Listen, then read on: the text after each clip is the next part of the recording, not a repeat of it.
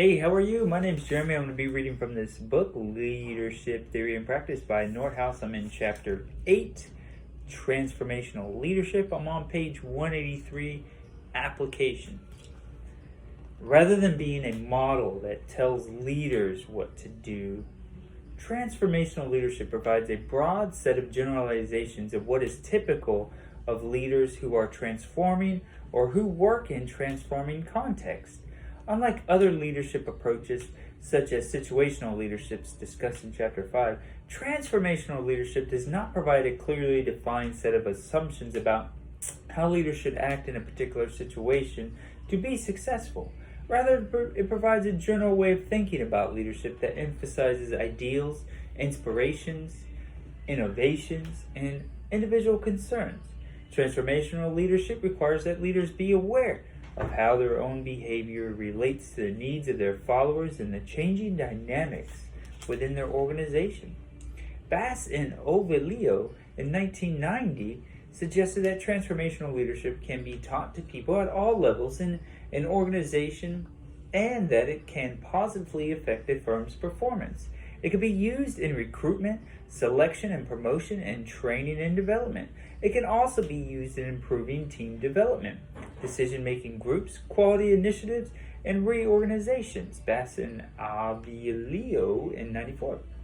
Programs designed to develop transformational leadership usually require that leaders or their associates take the MLQ, Bass and Ovilio in 1990, or a similar questionnaire to determine that leaders' particular strengths and weaknesses in transformational leadership.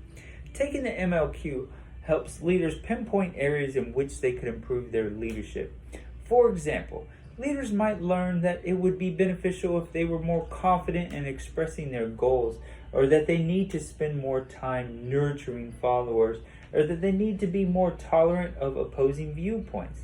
The MLQ is the springboard to helping leaders improve a whole series of their leadership attributes. One particular aspect of a transformational leadership that has been given special emphasis in training programs is the process of building a vision. For example, it has become quite common for training programs to have leaders write elaborate statements that describe their own 5-year career plans and their perceptions of the future directions of their organizations. Working with leaders on vision statements is one way to help them enhance their transformational leadership behavior. Another important aspect of training is teaching leaders to exhibit greater individual consideration and promote intellectual stimulation for their followers. Lowe and others in 96 found that this is particularly valuable for lower level leaders in organizations. The desire to provide effective training is how to become more successful in demonstrating transactional and transformational leadership resulted in development of a guide by Sosik and Jung in 2010.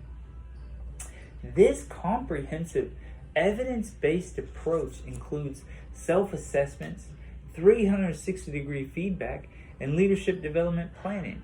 Their work serves as a thorough training guide that explains how, when, and why the full range of leadership behaviors work.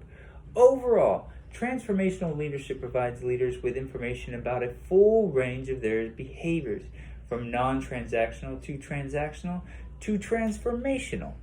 In the next section, we provide some actual leadership examples to which the principles of transformational leadership can be applied. I love that, the case studies. All right, cool. This is application, chapter 8, transformational leadership. This is application on page 183 to 184. Thanks.